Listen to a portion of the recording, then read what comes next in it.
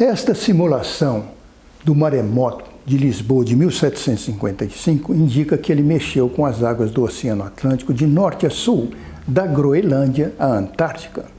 Observando a expansão de suas águas, lembrei de já ter visitado vários locais por onde o tsunami passou e pensei que isso poderia render uma boa conversa.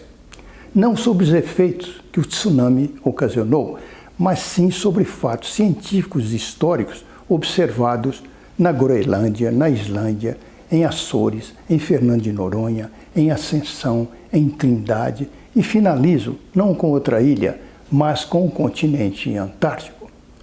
Porém, a conversa ficou longa e resolvi dividi-la em uma série de 3 vídeos. O primeiro abordará a Islândia e a Groenlândia, onde falarei sobre essa cidade chamada Qaanaaq. A figura mostra que a Groenlândia é uma região intraplaca. Maior ilha do mundo, é quase toda coberta de gelo. Sua área é a soma das regiões Nordeste e Sul, porém o número de habitantes equivale a de todos os estudantes da Universidade de Brasília. Cumprindo o programa da ONU para o estabelecimento dessa estação de infrasom para o monitoramento de explosões nucleares, é que conheci Qaanaaq, a cidade mais setentrional da Groenlândia, e onde pude estar próximo de grandes e pequenos icebergs, deslizando lentamente ao longo de fiordes, e até de chupar um pedaço de gelo, sabendo ser geologicamente antigo e formado de água límpida. Aqui o mapa de terremotos da Groenlândia. Com raras exceções, os sismos acontecem nas margens da ilha, onde não existem capas de gelo, mas geleiras que chegam ao mar. São 2 tipos de sismicidade: a originada do rebote pós-glacial, que acontece pela perda natural do gelo desde a época do Pleistoceno, que começou há 2,5 milhões de anos atrás. Nesse caso, os sismos são moderados e acontecem no interior da crosta terrestre. Os tremores do segundo tipo resultam do rebote elástico, ocorrem pela quebra das geleiras que formam os icebergs, e são sismos locais rasos e de baixas magnitudes. Tudo resulta de processos geológicos normais. A primeira curiosidade. No período da Guerra Fria, bombardeiros americanos e soviéticos voavam com ogivas nucleares. Em janeiro de 1968, um B-52, carregando 4 bombas de hidrogênio, caiu próximo da base aérea de Thule, no noroeste da Groenlândia. Com o incêndio do avião, as bombas queimaram, mas não detonaram. Houve liberação de material radioativo que precisou ser retirado da área. E a população foi removida para outro local, 100 quilômetros ao norte. E assim nasceu Qaanaaq, situada na entrada do fiordes Englefield, com casas de madeiras pintadas em cores fortes e a cerca de 1.400 quilômetros do Polo Norte. Seus moradores, pouco mais de 600 pessoas, são quase todos inuits e caçadores de focas e de ursos brancos, como prova essa pelagem esbranquiçada. Nossa segunda ilha é a Islândia, terra do gelo e do fogo. Com área equivalente ao estado de Pernambuco, tem uma população 100 vezes menor. A Islândia tem relação direta com a dorsal mesoatlântica, uma cordilheira submarina que marca o contato de placas tectônicas divergentes. No caso, as placas norte-americana e eurasiana.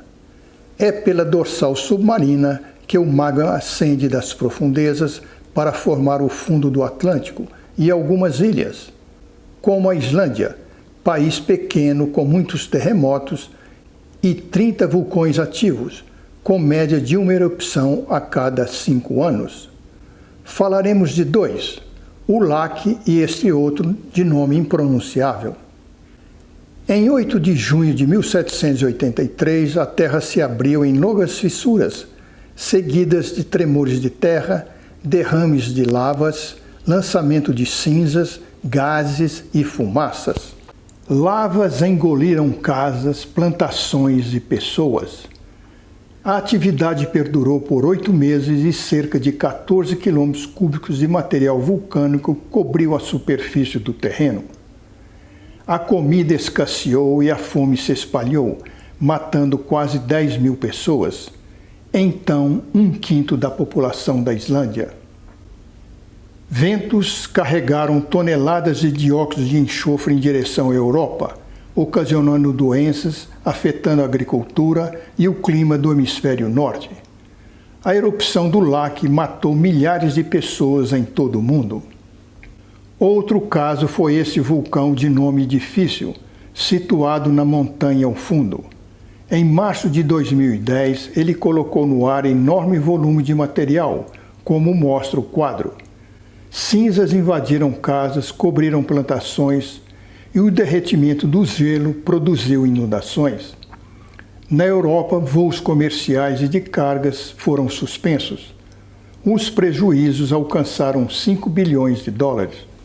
O quadro de curiosidades é um passeio pela Islândia, que fizemos circundando a ilha durante uma semana. Impossível deixar de visitar o Parque Nacional de Þingvellir, onde melhor se vê o contato das placas tectônicas. Nova vista do parque e de geleiras em outras partes do país. Essas feições geológicas, chamadas disjunções colunares, surgem pelo resfriamento da rocha vulcânica.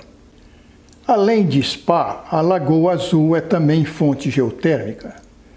Cerca de 30% da eletricidade da Islândia e 90% do aquecimento das residências provém de energia geotérmica.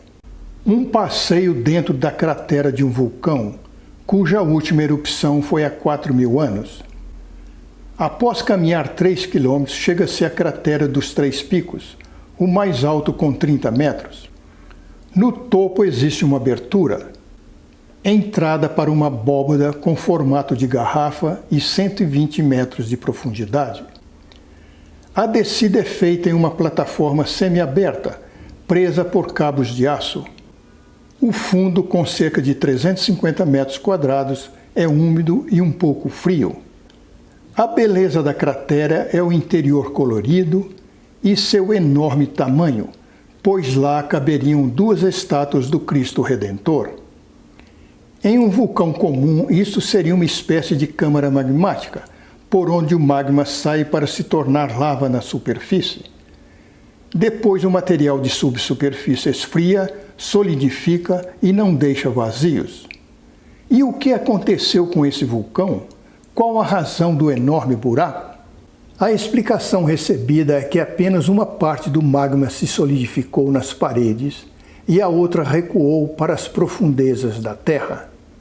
É a natureza surpreendendo os conhecimentos humanos. Esta camiseta é uma lembrança do passeio ao vulcão islandês. Assim, chegamos ao final do primeiro desta série de 3 vídeos. Obrigado, um abraço e logo a continuação desse vídeo estará no ar.